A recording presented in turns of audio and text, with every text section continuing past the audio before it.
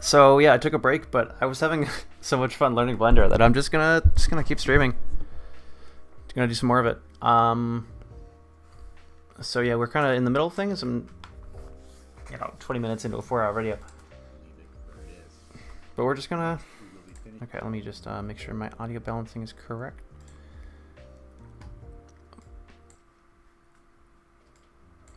And okay.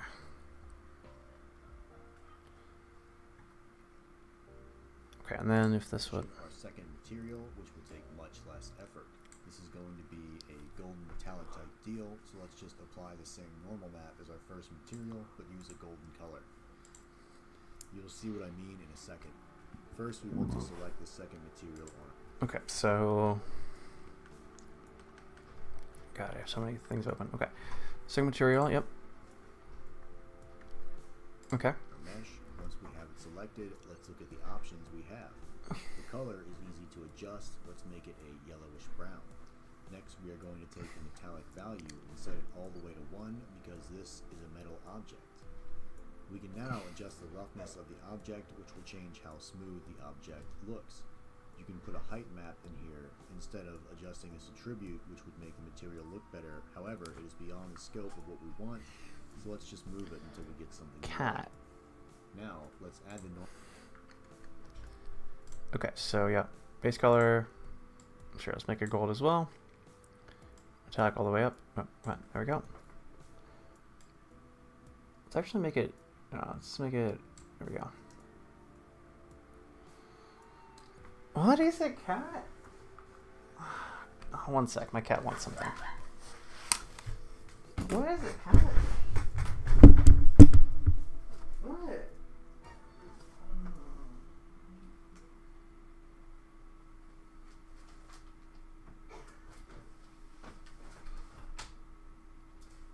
Got plenty of food.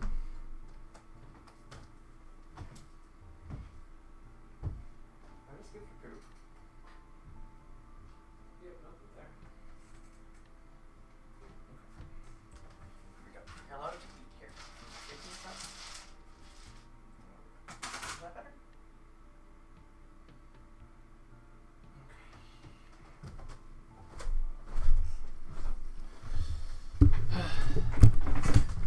I'm not sure exactly what the cat wants, unfortunately.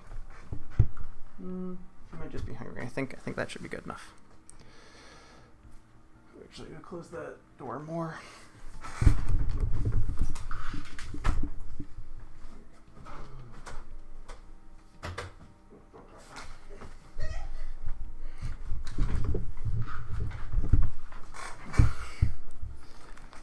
I think she literally just wanted me to shake her food bowl.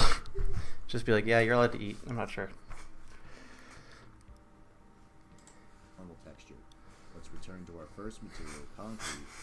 Now we should box select the normal map and the image node containing the normal map image. Once you have it selected on your keyboard, press Ctrl C to copy those nodes. Now click back to your second material again to return to it. You can click inside the node selection now. What? Okay, so what, these two? What, these two? What, come on.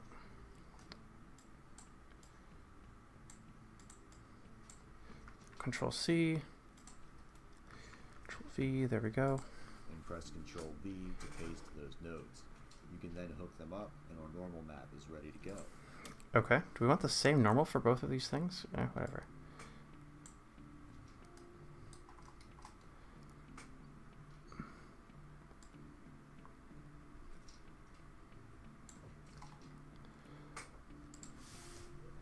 Yeah, reduce the normal tangent. Object space. I don't like how that looks. World space. That's even worse. Is that? Huh.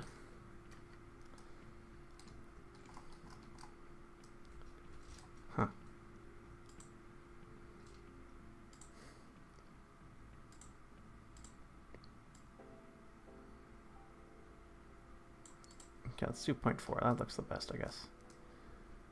I wish there was a way to like adjust the resolution or something.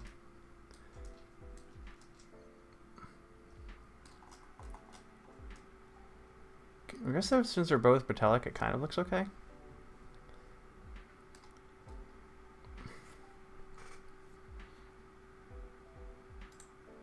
What?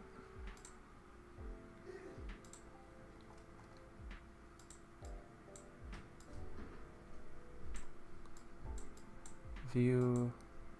Oh, paint. What can paint do?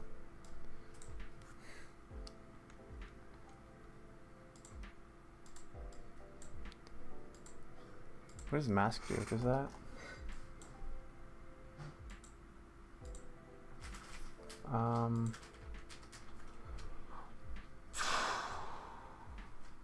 Okay, whatever. I'm just gonna let it. I'm just gonna ship it. So now we have a rough overview of how Blender modeling goes. Let's expand our knowledge a little further. So we can now create and modify shapes within Blender. We can add textures to those shapes as well. So the basic idea is that we make shapes look like things, and then we put textures on them to make those things look more like things. And that's basically how it goes. The final pillar of simple modeling with Blender is the use of modifiers. We're going to create a new scene and then take a look at modifiers. We are just Okay, cool. So this is a good, actually, this is a great place to jump in if you are just joining us, because we're making a new scene. File, save, lamp thing.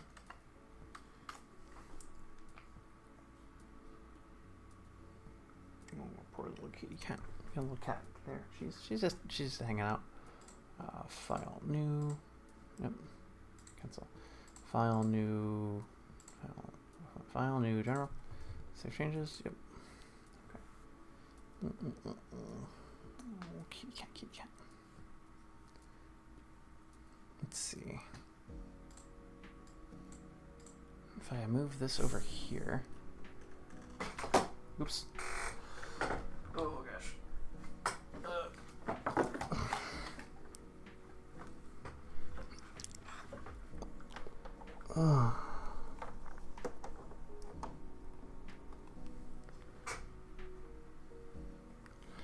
If I move this over here and rotate it down a little bit.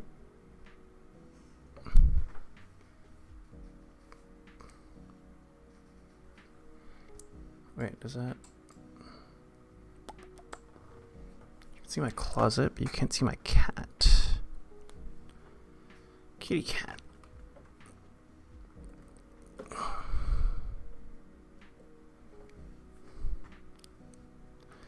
Okay, no, you're way out of frame. Okay, how about all the way over here? Oh. Got a little bit of cat tail movement. Cat, I'm trying to make you part of the stream. Here, let's just point directly at her. Look at this cat. Here, you know what? Who needs a talking head when you've got a cat? I'm just gonna put that right here, maybe? Yeah, there we go. Look at her. Look at my beautiful cat. She was confused by this whole affair. Oh, yeah, good cat, good cat.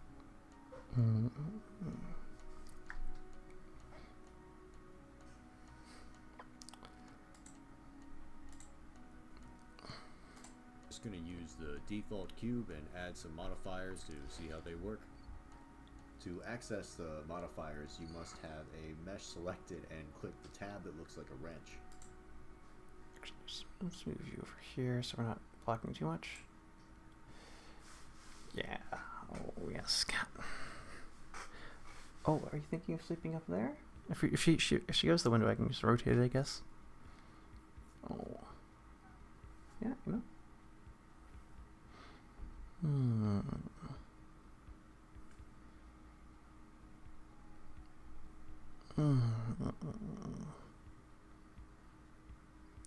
Oh, my little princess.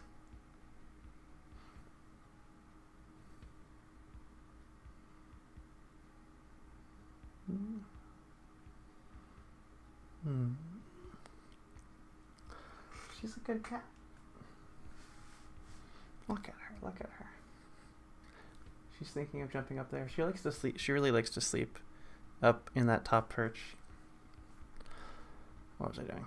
Modifiers. Then choose the Add Modifier drop-down and choose... Okay, so add modifier geometry nodes. Modifier geometry nodes, okay.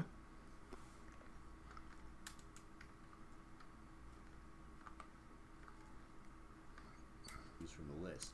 There's a long selection, but I will only ever use a few of them. We will only cover the few basic ones that are needed for our game dev journey. Let's go ahead and select the mirror modifier. The mirror does exactly what you think it will, mirror the shape to the selected axis. We split the cube using the loop cut tool and delete the vertices so the mirror does all the work for us. This can cut in half the work that we have to do when modeling. I know how to use mirror. I'm not going to worry too hard about that. For objects, it is much easier to only model half or even just a quarter of the full shape. If you are using the mirror modifier in this way, it is important to take note of the clipping and merging options. The clipping feature will merge the mirror vertices with the actual geometry, making your model watertight, so there won't be cracks between the faces.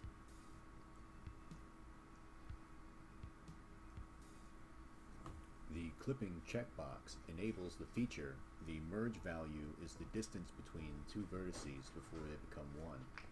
For our purposes, we only have to turn on the feature and not adjust any of the other values. I don't think I've ever had to adjust this value. It's pretty small already. We can also mirror the entire object around another object. To demonstrate, let's add a cube first and drag it to the left with the G key. Okay, so what I'm going to do is I'm just going to let this whole thing play.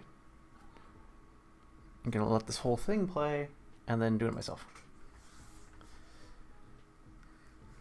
Also, we add another mirror modifier to our star shape, and this time we will place the cube into the mirror object slot. Okay, what am I? Oh, okay, so you mirrored around. Okay, that's cool. You could select the shape with the eyedropper. The star shape should now be mirrored over the cube in the axis we chose. Huh. That's cool. Not sure what I'll do with it, but it's cool. We can show or hide the modifiers in each specific mode by clicking on the icons near the top of the modifier. Oh, interesting. I've never used that before. Oh. I did not make that connection. Let's remove the secondary mirror modifier for now to make the example simpler.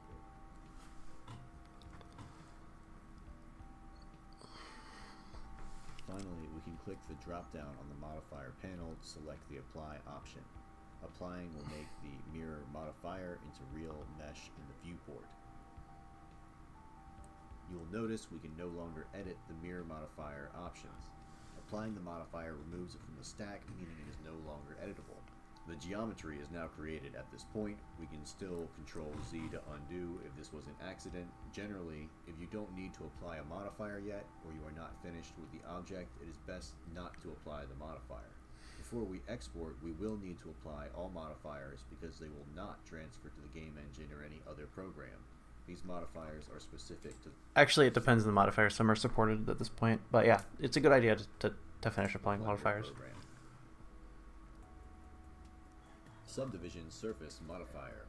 We will look at another modifier for more reference. This one is called the subdivision surface modifier, which sounds very complicated, but it just increases the amount of geometry on your mesh. We will apply it to our star shape to understand what it does.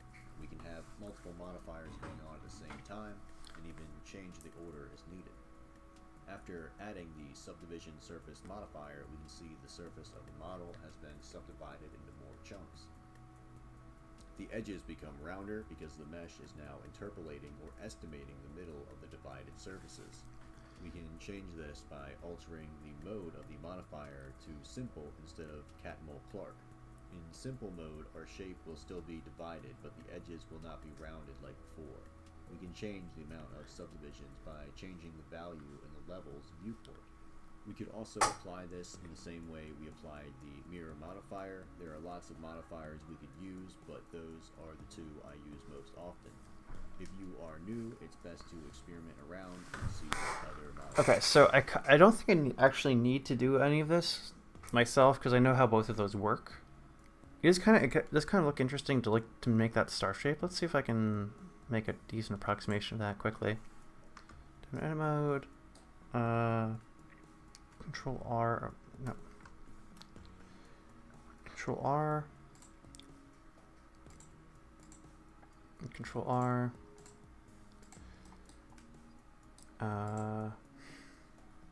Control R. There we go. Wait. Actually, I just.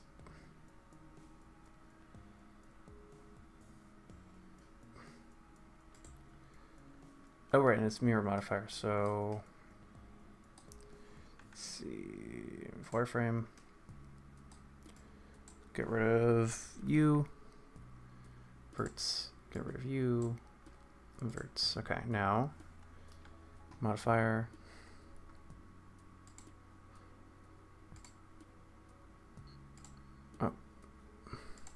modifier, mirror. Cool. Do it on the X and Y. There we go. Now, if I take this and wait, no. G that in.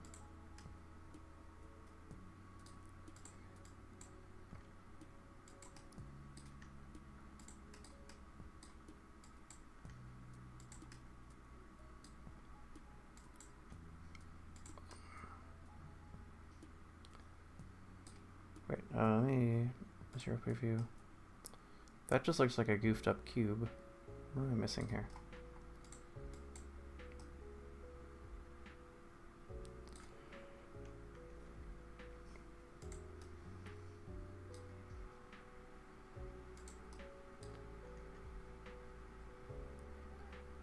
I want it to, wait, wait a minute.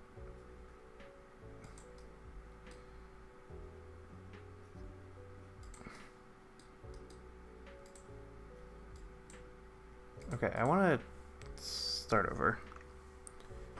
Where it's Shift A, cube. Okay, let's do that step by step. The final pillar of simple modeling with Blender is the use of modifiers. Look at my beautiful cat. We're going to create a new scene and then take a look at modifiers. We are just going to use the default cube and add some modifiers to see how they work. To access the modifiers, you must have a mesh selected and click the tab that looks like a wrench. Then choose the Add Modifier dropdown and choose from the list. There's a long selection, but I will only ever use a few of them. We will only cover the few basic ones that are needed for our game dev journey. Let's go ahead and select the mirror modifier. Okay. Already got the mirror modifier on. The mirror does exactly what you think it will, mirror the shape to the selected axis. We split the cube using the loop cut tool and delete the vertices.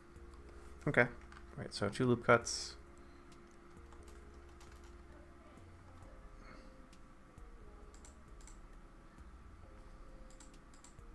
Okay.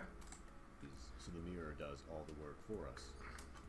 Okay, so I did that the same way he did. Get rid of these verts. Oh heck. Wait. No, I do need a third loop cut. Control R. There This can cut in half the work that we have to do when modeling.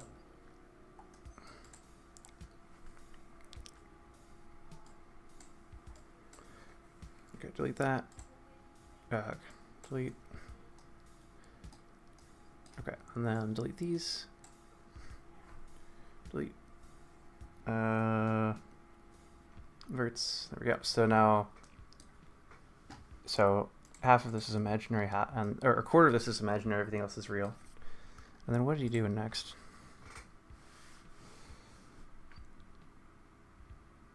When I have have symmetrical objects, it is much easier to only model half or even just a quarter of the full shape. If you are using the mirror modifier in this way, it is important to take note of the clipping and merging options. The clipping feature will merge the mirror vertices. Okay, so he's using all three and then doing an eighth of okay, so that, delete that, bam. Okay, and then you can take this and then take that. Let me just go to material preview so I can see what I'm doing.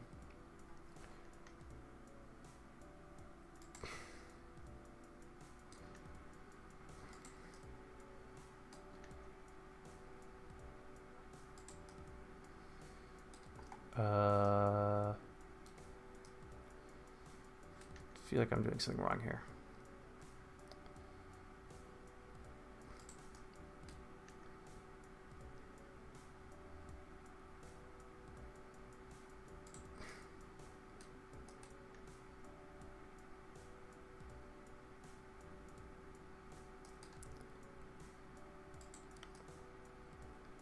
Okay, so GX. Why are you here? Okay, delete that vert. Huh. Did I have duplicated verts somehow? Okay, Z wireframe. Wait, no, A, M, by distance. There we go. That should get rid of any duplicates. Okay, so now we GX this in. Let's do the same thing up here. GX. Nope. Oh, GZ. GY. GY. Bum. Okay, so we're doing something right. The actual geometry, making your model watertight so there won't be cracks between the faces. Okay, taking that out. The clipping check. Okay, right. Okay, so take this out. And then Control R. Control R. And then take this in. Oh, I didn't, Control R. Right back.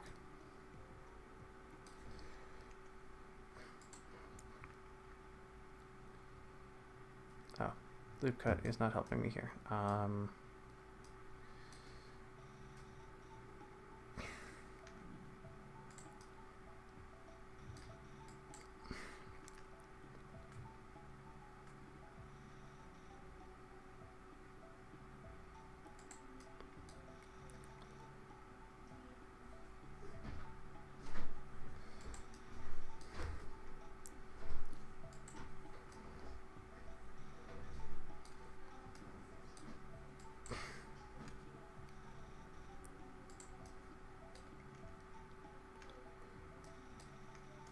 Loop day, okay.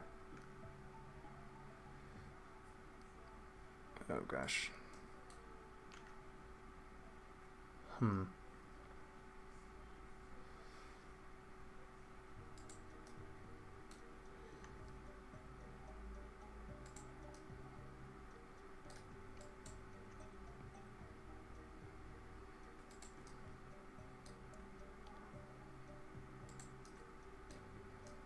And now if I A, Control R, loop cut, A, Control R, loop cut that way, and then A, Control R, loop cut that way. Oh, no. Control R, loop cut that way, Control R, loop cut that way. Box enables the feature. The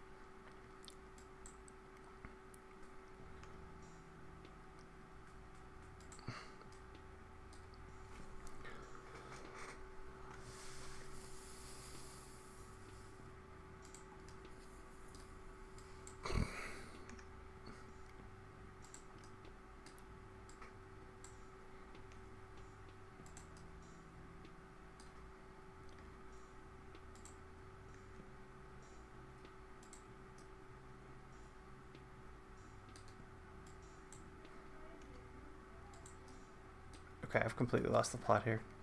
The merge value is the distance between two vertices before they become one. For our purposes, we only have to turn on the feature and not adjust any of the other values. I don't think I've ever had to adjust this value. Clipping. It's pretty small already.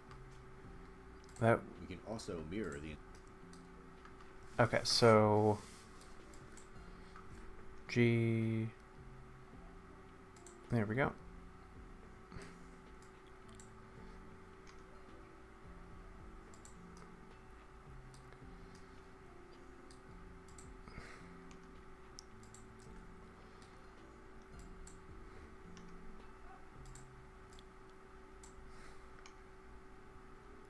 Okay, now we're starting to get the right shape.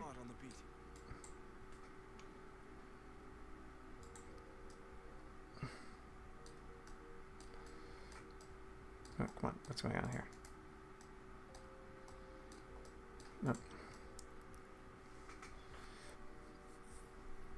I hope this isn't causing frame drops or anything. Nope, nope, just that one.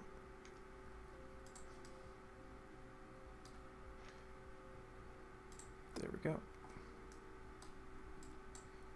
Oh, actually, I want to subdivide.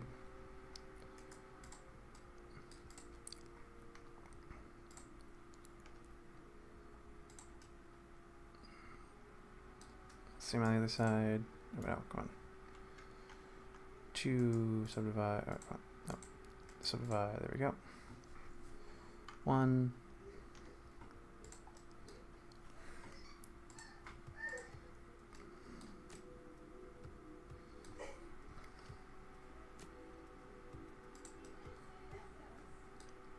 I'm doing something wrong here. Oh, but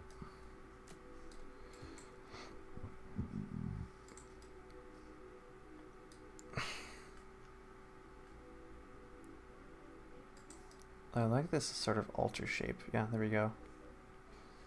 I think his is thicker. Am I missing a face here? Let's see, what if I just dissolve this edge? There we go.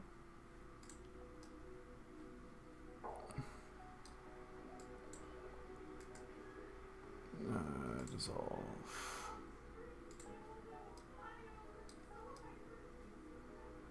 Why is this? Okay.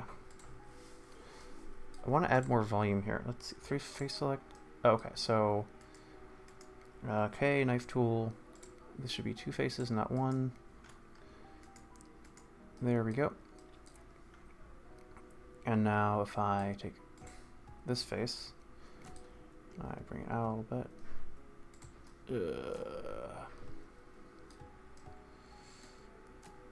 Extrude it, maybe? Extrude this. And then, no, edge mode. No, wireframe. Merge all of those. Center. Nope. By distance.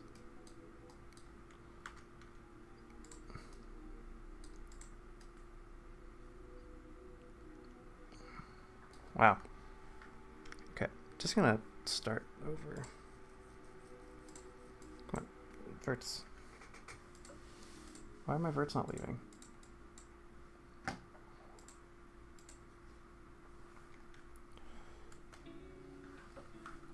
Okay, Shift A. Q. Okay. Edit mode. I know he's like, this isn't even a tutorial. This is just him doing this to so you have something to look at. Okay, so. But it's frustrating that I can't replicate it. Let's go ahead and select the mirror modifier. Okay, so mirror modifier.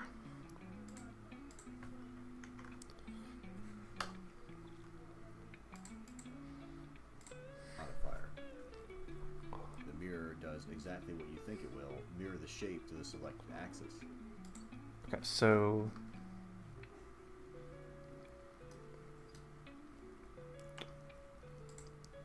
Okay, Control R. Control R. There we go. We split the cube using the loop cut tool and delete the vertices so the mirror does all the work for us. This can cut in half the... Okay, so he accidentally selected more vertices than he wanted to, but he wanted to select... There we go. Delete that.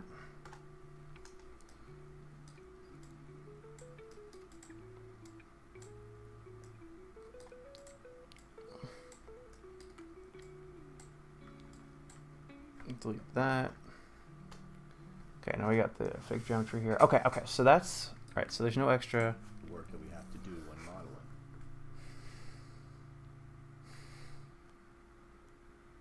When I have symmetrical objects, it is much easier to only model half or even just a quarter of the full shape.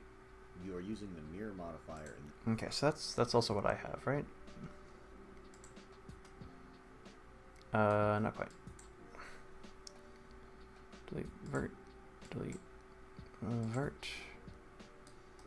Oh, I have a ton of extra verts. Wait, no, I also have the wrong number of verts. Okay. Delete that. Start over. Shift A. Shift A. Cube. Great. Now, edit mode. Control R. Bam. Control R. Bam. Okay, wireframe. Let's do this before the modifier. Delete these verts. Great. Delete these verts. Great. Now, modifier mirror X, Y. Okay, so he's only doing X, Y right now. This way, it is important to take note of the clipping and merging. Okay, and then Option. right, so now Control R, enter. Okay, get rid of these verts. Okay, now Z, right? Now turn clipping on. The clipping feature will merge the mirror vertices with the actual geometry, making your model watertight so there won't be cracks between the faces. Okay. So now material preview. Bring this in toward the center, like so. Same thing here. In toward the center. Bring this out and up. That's the rough shape he's got. More loop cuts. Okay.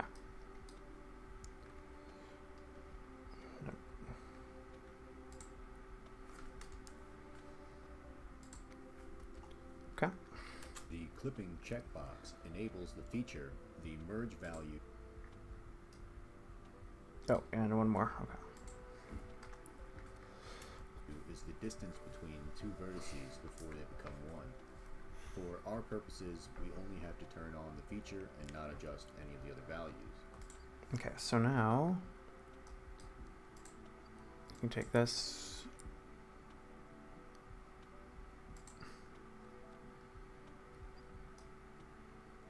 Okay, so we want to take this one out a little bit, so it gives it a more definition. Then we can take this one up. That's about right, yeah. Oh wait, and this is also material. This is render, isn't it? Not rendered, solid. So yeah, he's working in solid. So I'll work in solid. I don't think I've ever had to adjust this value. Okay, let's vert down a bit. It's pretty small already. Okay, that vert in a bit.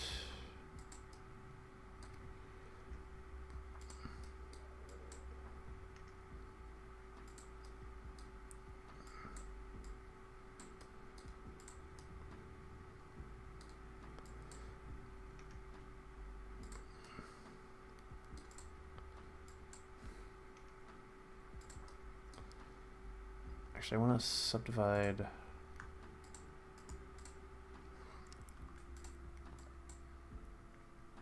So I can bring that out, bring this in, and then bring that up a bit. And then shift. Okay, no, shift. Put a face there, put a line there. 2, subdivide that. 1, take that vert.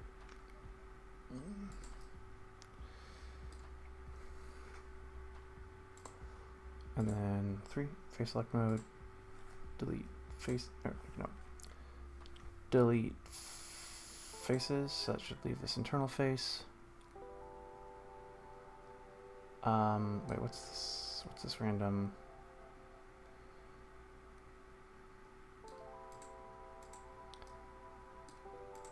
It's like a random sticky, but only on this side? Oh, there's a hole here. Okay, so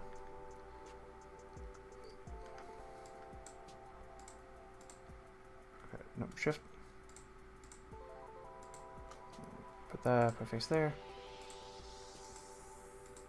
Put a face there.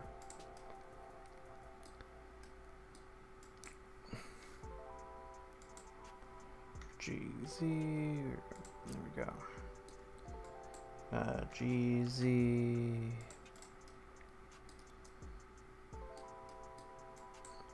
GZ, there we go. Pull this a little bit. Okay.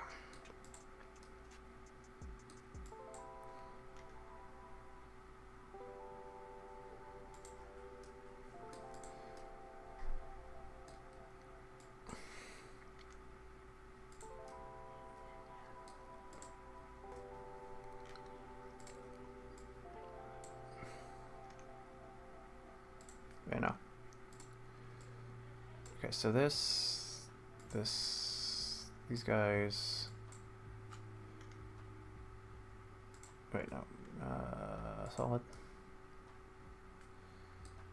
Okay, 2. Subdivide. There we go. 1. Bring that in.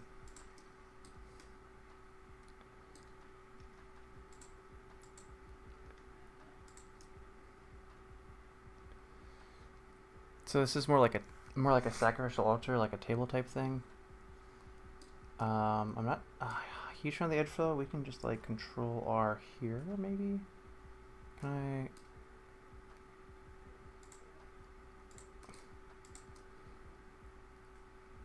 I? No. Gotta do it directly with a knife tool.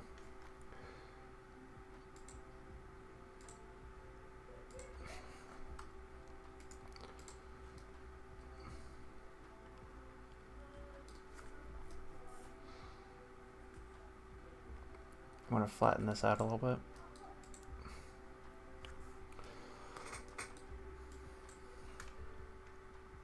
Ooh.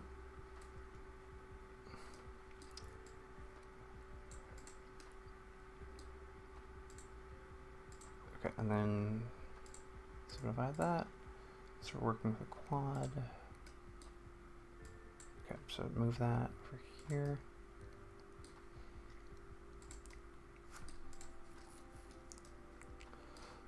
But actually, do I even need this vert? Dissolve vert, there we go.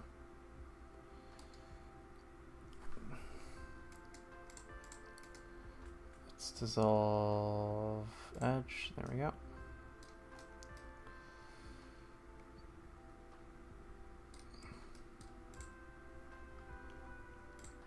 Okay, make that flatter. Make that lower. Bring this in.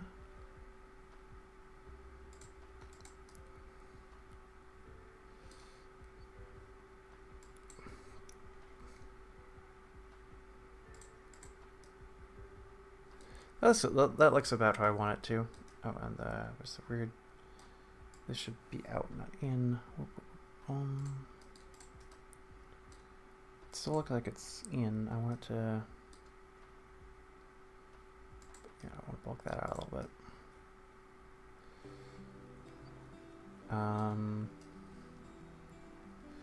Okay, so from this side, it actually looks pretty cool. Yeah, so if we tab into object mode, I almost want to grab all this.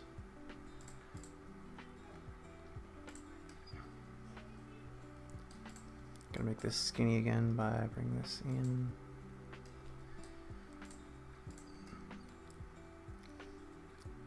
Still got that profile to it. Okay, so I want to subdivide this edge.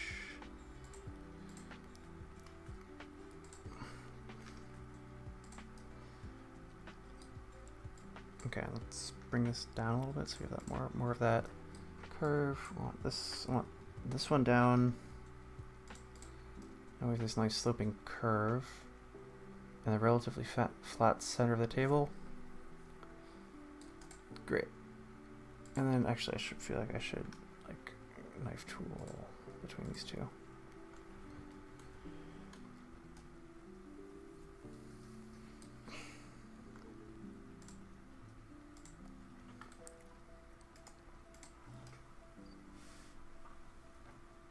And then knife tool between those two. And I know that's a try, not a quad, but shush.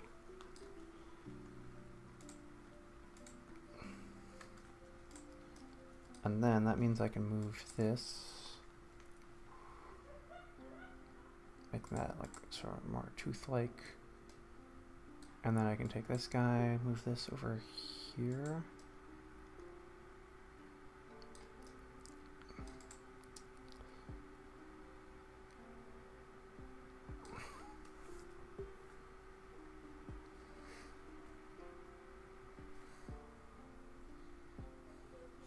Sleepy cat, sleepy cat. Look at her. Look at my beautiful little kitty cat.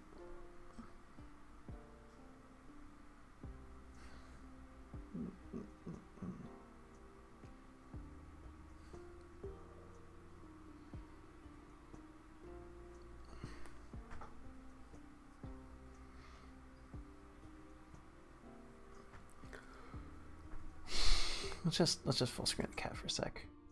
Oh, heck. Never mind.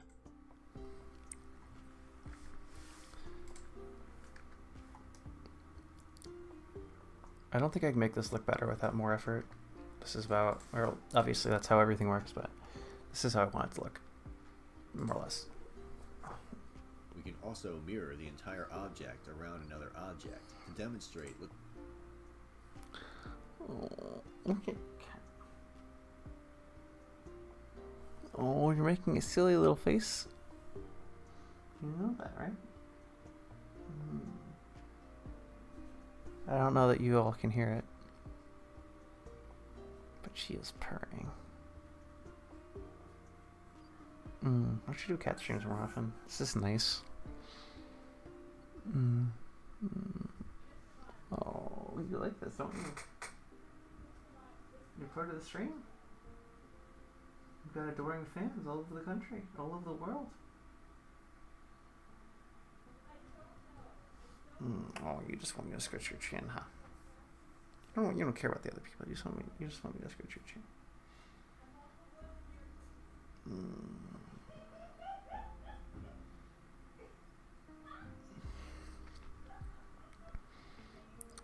Oh, cat. Yes, it's time to rub your face.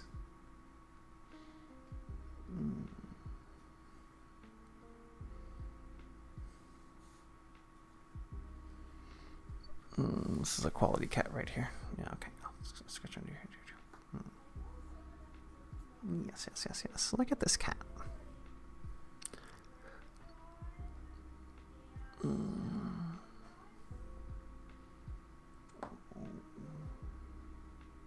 She's grabbing onto me. She doesn't want me to move my hand. Well, thankfully, I only need the one hand to do blender stuff.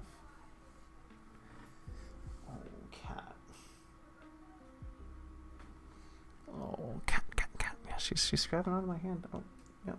Oh, what are you doing? What are you doing? You just want me to keep my hand there, huh? Hmm? What are you trying to communicate here?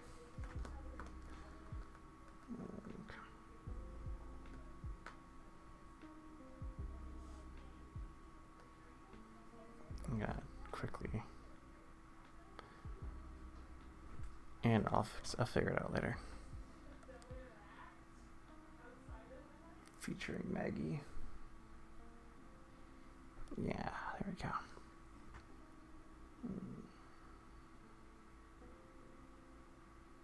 Oh, she's purring. I can feel her purring with my thumb.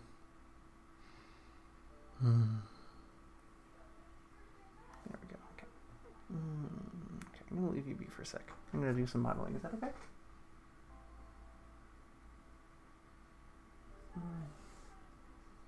Oh, look at that yawn. Look at that yawn.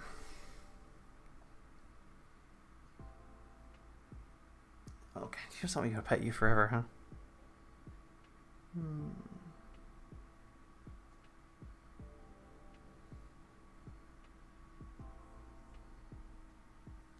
This cat's name is Maggie, by the way. She's a very good cat. Okay, I'm gonna go back to streaming. Okay, I'm gonna go back to making models in Blender. Okay.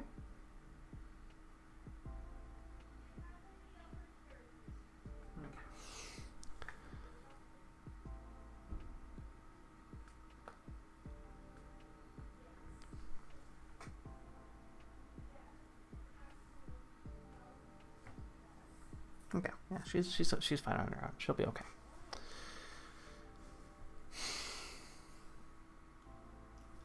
Look at her yawn. Oh my gosh, what a beautiful little kitty cat. Anyway. Let's add a cube first. Okay, so object mode. Shift A. Oh, what? Shift A. Cube. There we go. No. Alt H to unhide. G. X. There we go. Drag it to the left with the G key. Also, we add another mirror modifier to our star shape, and this time we will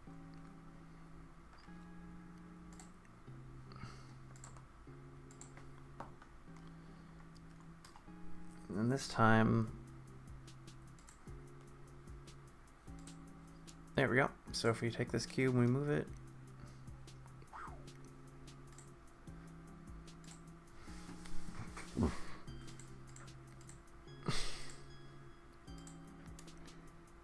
rotate that. Huh.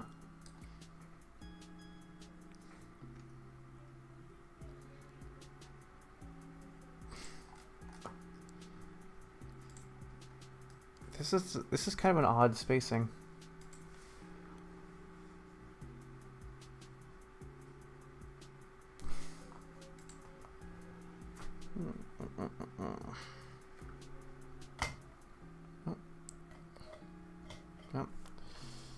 Okay. I'm going to properly capture you.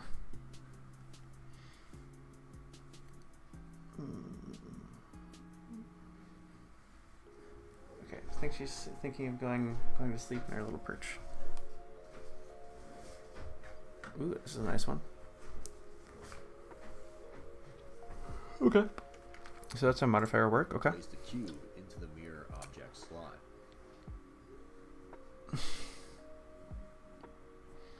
Alternatively, you could select the shape with the eyedropper. The star shape should now be mirrored over the cube in the axis we chose.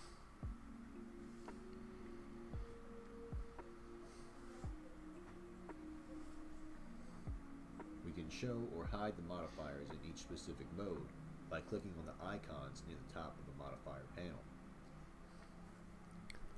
Yeah, so this is... Okay, so we're currently in object mode, so that's object mode. we're in edit mode. This is edit mode, so I can hide that one. We can also hide the modifiers here in edit mode, so you can see it's just like this little bit. And then, yeah. Again, I didn't know what these things did, and I'm super happy to have learned. Let me make sure I can capture that tail wap.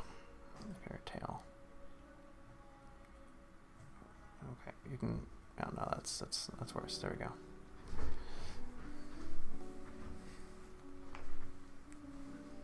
Oh, cat. She's really adding to this stream. Well, what a beautiful little creature.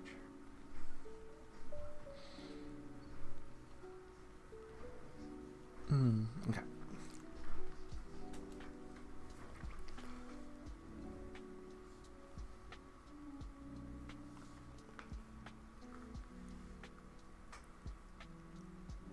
Let's remove the secondary mirror modifier for now to make the example simpler. Okay. Bye. Wait. Actually, Control Z. I want to add it back in. What happens if I move this one above that one? Oh, that's goofy. That's goofy. I kind of like it.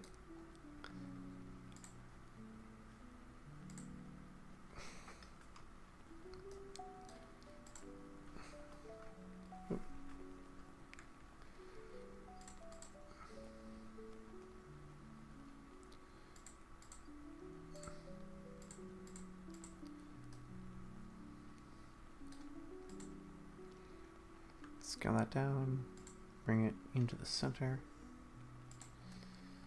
It's such a cool effect.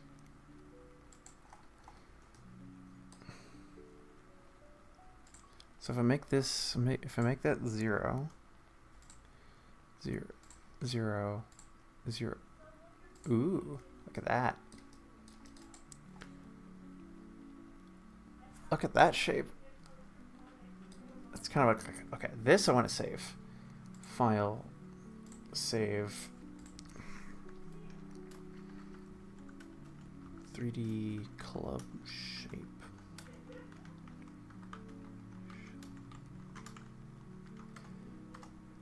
I mean, I just think this looks super cool, and then we can just like even H this to hide it. I got this sort of like 8 or infinity looking thing.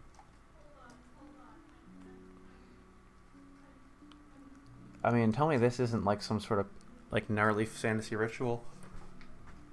Or you... Wait, actually, let me see. Just boom, boom, boom.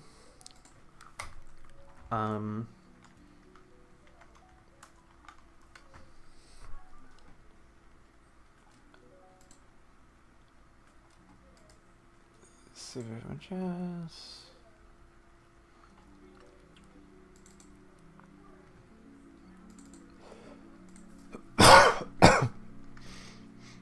Shift A. Wait, no.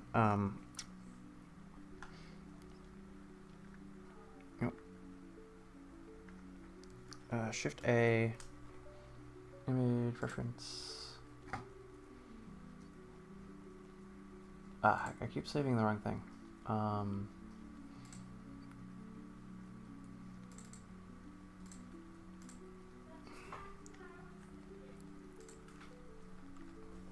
Nope. What you got there? Oh, Control Z.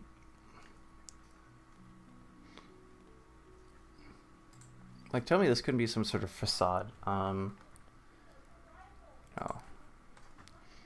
Brick facade. I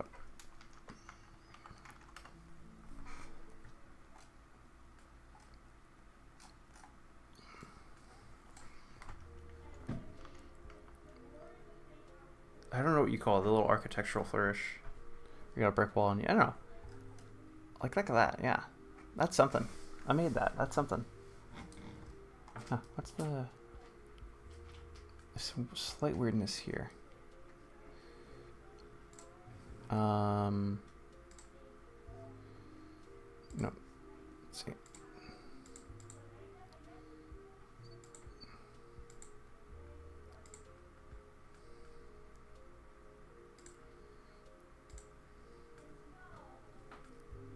Okay, whatever.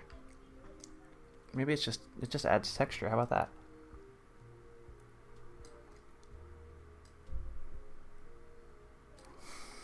Okay, no more cat. I guess you gotta see my face now. Not as fun, is it?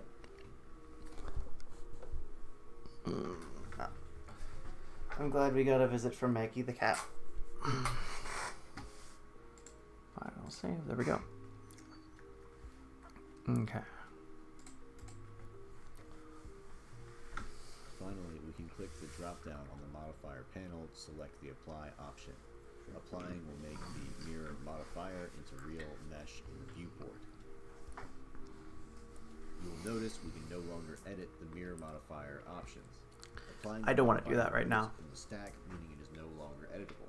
The geometry is now created at this point. We can still Control Z to undo if this was an accident. Generally, if you don't need to apply a modifier yet, or you want he forgot to say that like you have a limited number of undos. So, my cute little logo. There we go. You have a limited number of undos. So eventually, if you apply a modifier, right, and you do enough stuff, then you can't like unapply it, which I think is important to note. Or if you like save, I think you reset your undos here. You save. So with the object, it is best not to apply the modifier before we I would say if you're gonna apply a modifier, save first, so you can always go back. Because if you apply a modifier and then do a bunch of other stuff and then change your mind, tough luck. It is a destructive process in that workflow. We will need to apply all modifiers because they will not transfer to the game engine or any other program. These modifiers are specific to the Blender. Yeah, and so so if you want to put something in Godot, right? So you basically you take the Blender model, right? Save, and then export with applied modifiers. And bring that into Godot.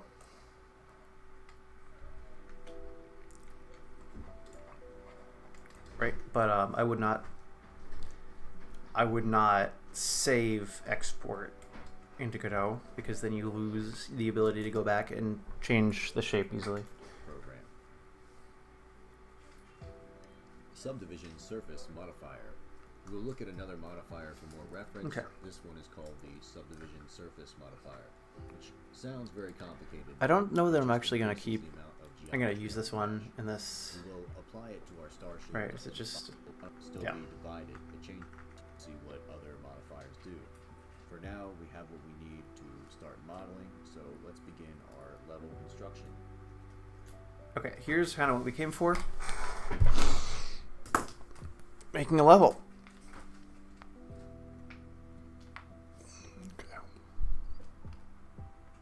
There we go. Just want to go too far to frame.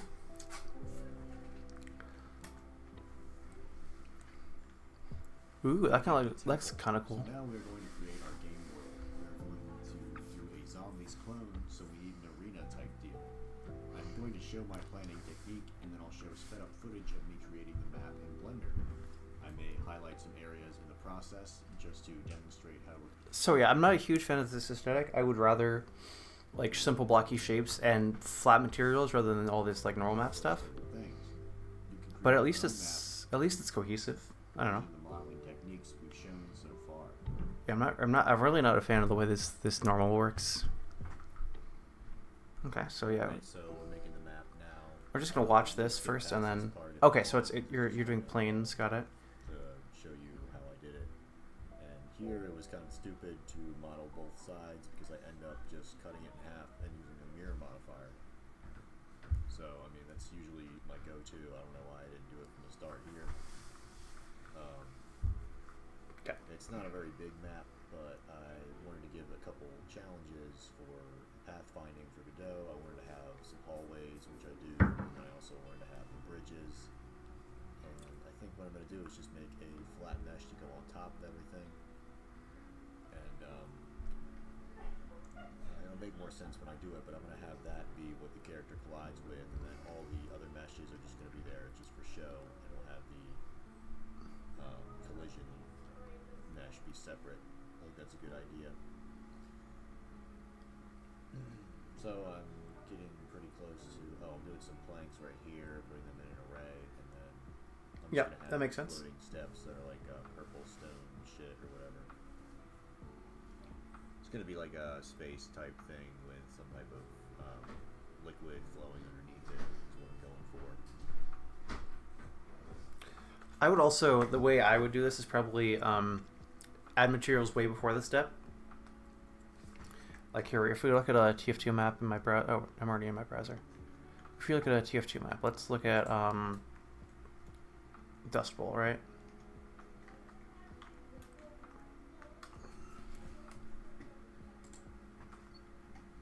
Right, you can see just how important this red color is, and you know, see how this control point like stands out. You know, right? Like all of these colors really sell the look.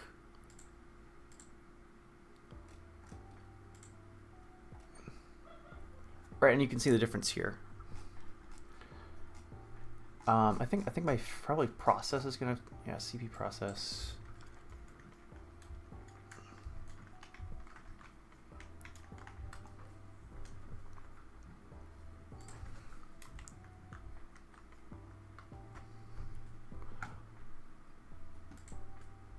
Right, and so here, let's right, so you can see how there's this big red stripe.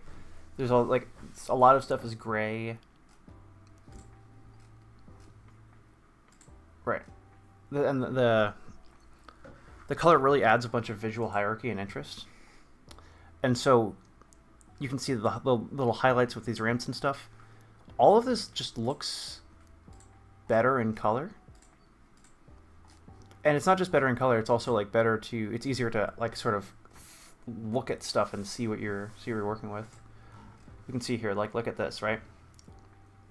If this were all white, it would be really indistinct. So you got this yellow stuff over here, you got this red stuff over here, lighting. Although lights you probably would put in later.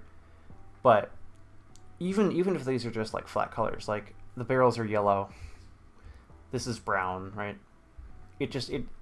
For me, I much prefer having textures, or not even textures, just having materials as soon as possible so I can see what I'm doing.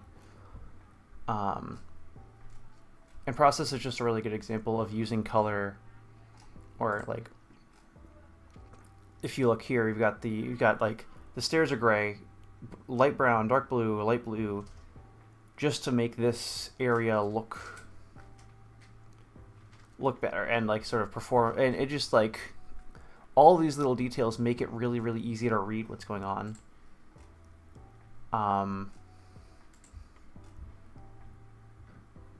Right, and then this map is basically just mirrored, but you can see that the red and the blue like look different.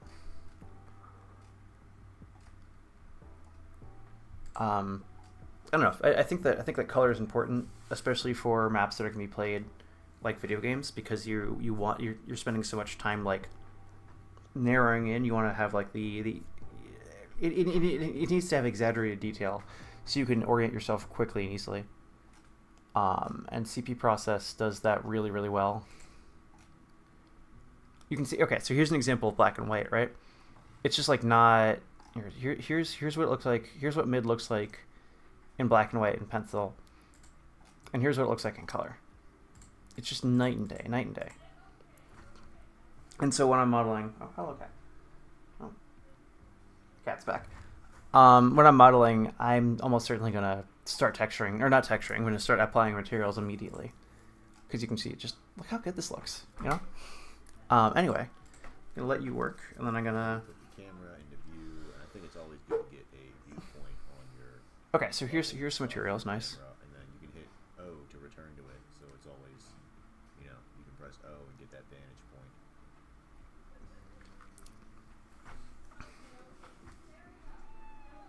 So here what is it? Geometry for no reason. Oh my gosh. I had some textures. Oh yeah, here I started putting all the textures on, and I basically just grabbed fill patterns from GIMP and then, you know, changed the color a little bit or edited them.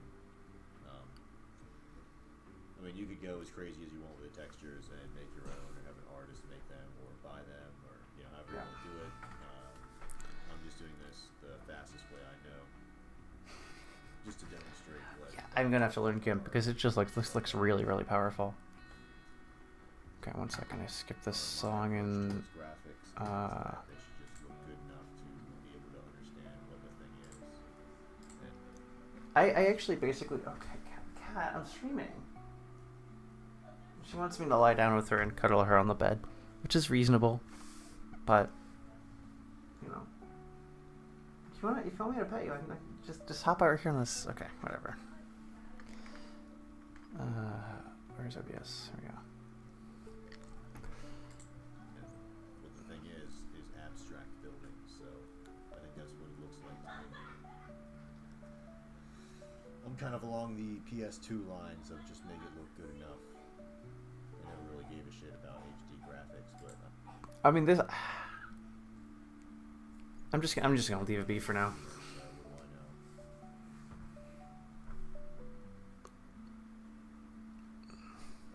Here, the scaling on these is all fucked up, so I have to go back and apply the scale, and that makes them look a little better.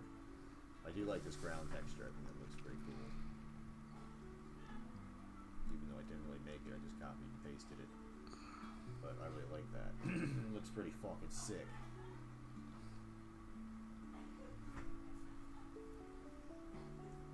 The goat texture, I don't know why I was trying to put that in there. It looks like shit. I thought maybe it would look cool, but it does not.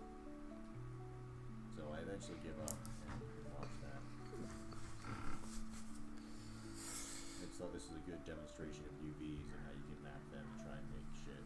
But, sometimes it's just not worth all the effort.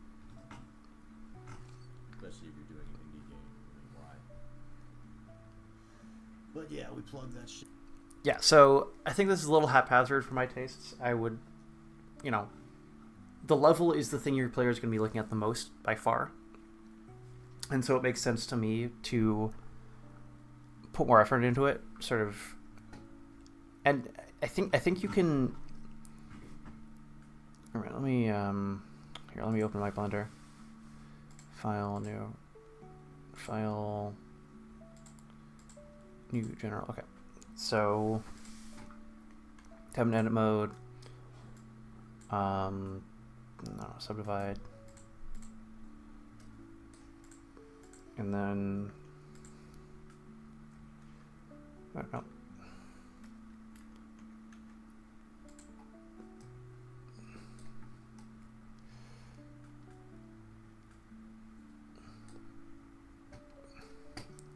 So yeah, let's just apply a material here to this thing, right?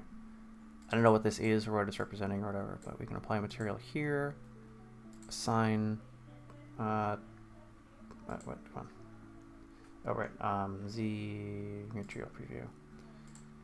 No, new material. Let's make this blue, sure.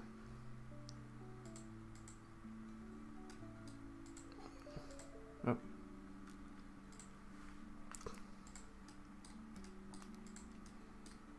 Just select everything but that. I think there's a way to invert. There's got to be a way to invert your selection, but I don't know what it is, so we're not doing it. Assign, boom. Right. And so now, whatever this is, the intent is a little bit more clear. And so we can see maybe this is like some sort of obelisk.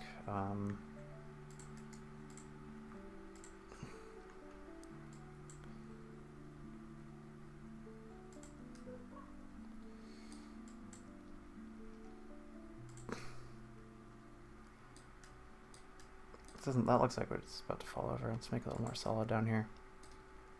And then subdivide that. Yep.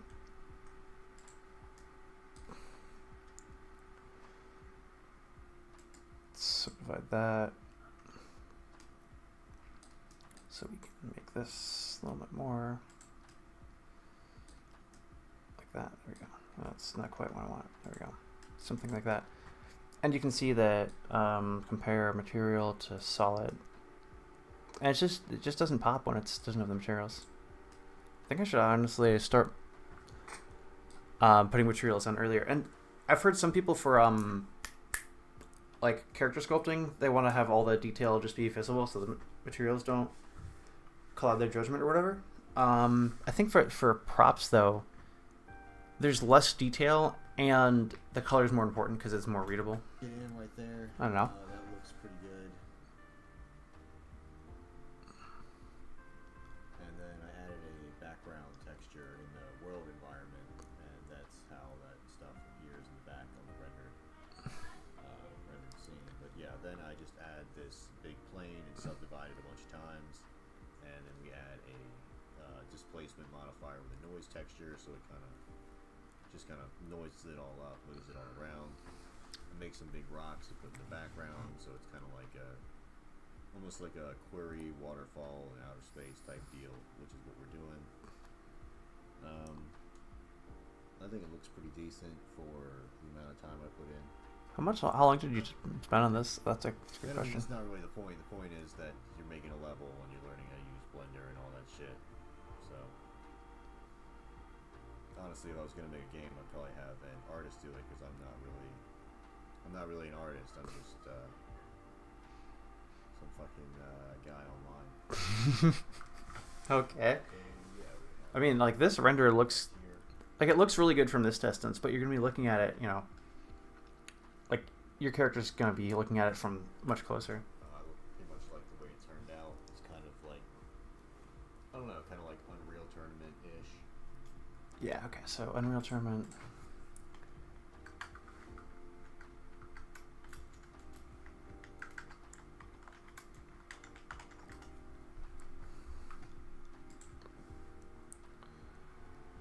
Yeah, so like it does look kind of look like this, but yeah, just simpler textures, no normals of any kind as far as I can tell.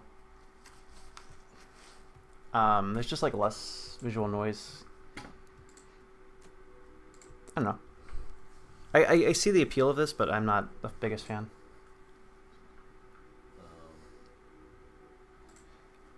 According to my girlfriend, one of my skills is I'm very good at nitpicking art. So like when I look at art, I see like the thing that you need to fix to make it good. And for me, the normals on this just bother me. I don't know why. I don't like them. Like down here looks good. That looks sort of rocky and bumpy and fun, but. We're gonna add some items, have items on the wall, just like zombies, where you can buy them off the wall and shit. We're gonna add that. Okay, I like this texture. I wish it was less blurry, but I like this texture. I'll probably do like a shotgun. I wish this had a normal, because I feel like this is very what do you call it?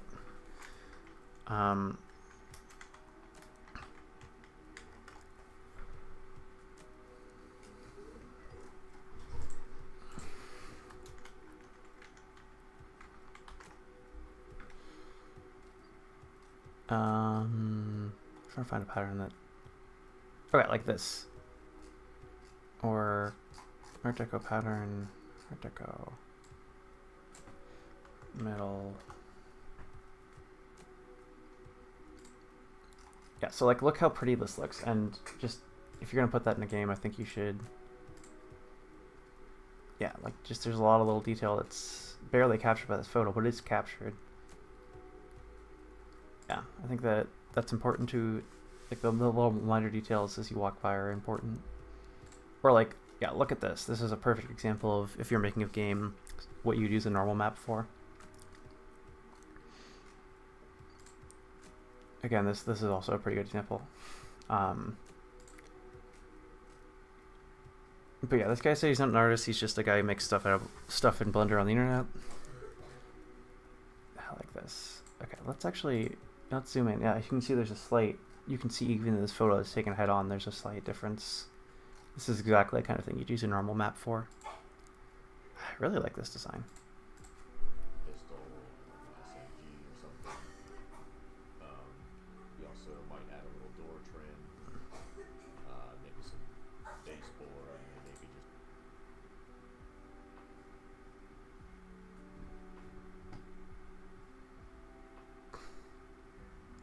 Hopefully you can hear this guy over the music. I haven't actually tested it.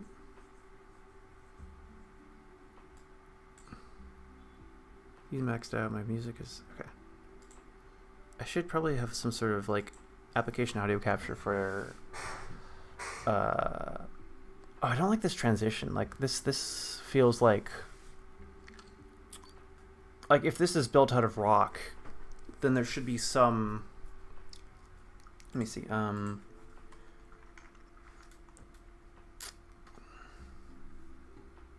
is Doom 1983. Oh yeah, here we go. So you can see there's this like transitional. This, no, that's not a good example.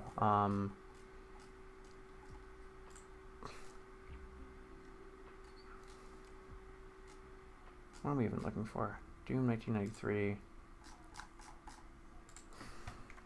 E1 M1.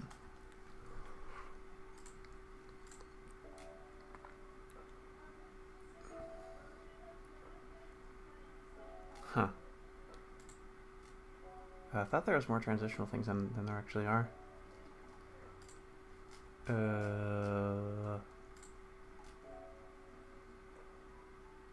But I guess there's this, like, there's this. I don't know. I feel like they. Why would you do that to Doom? Yeah, but I feel like this transition is a little awkward. I like this texture though. Some like space shit up on the walls. That'll probably be cool. Ooh, it looks cool from this angle. I like that. Of course, once we get to Godot, we have to add all of our own lighting, because the lighting from Blender doesn't really carry over. So, but yeah, it's gonna be pretty freaking sweet. Now the thing is, I don't really know how to make my own textures. This guy's using GIMP. I don't know how to use a GIMP. I need to learn. So my version is probably just gonna have materials. Like I think I'm gonna add textures later. What am I doing? So I guess I should make my own map. You know what? I think I'm gonna use. Wait. What's going on? Why is that face only on that side? What's.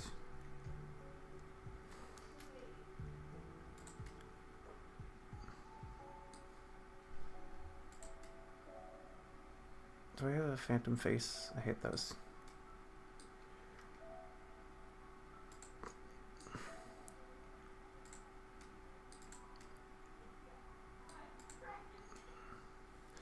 Oh, it's just a face that's got too much stuff going on. Delete faces. There we go. And then... Wait, no.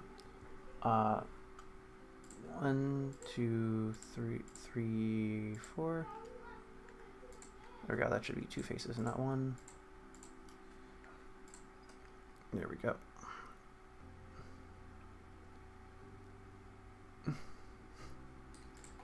So yeah, let's have this be like a repeating feature. I'm sure we can add some like a. Let's see, shading.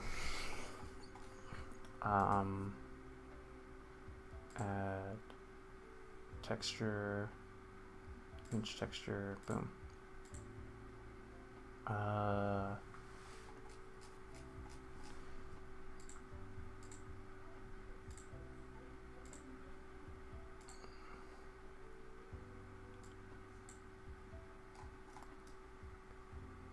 That's kind of interesting. Obviously it's wrong, but I kind of like that it's wrong. Like, look at that. And we can just, we can add a...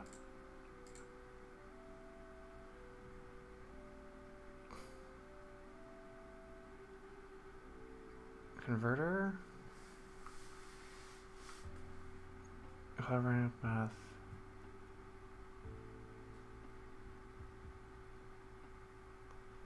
Shader?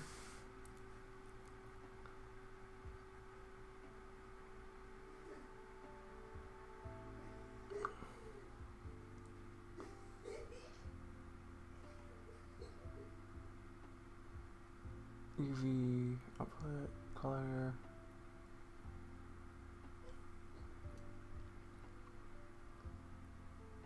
Shader.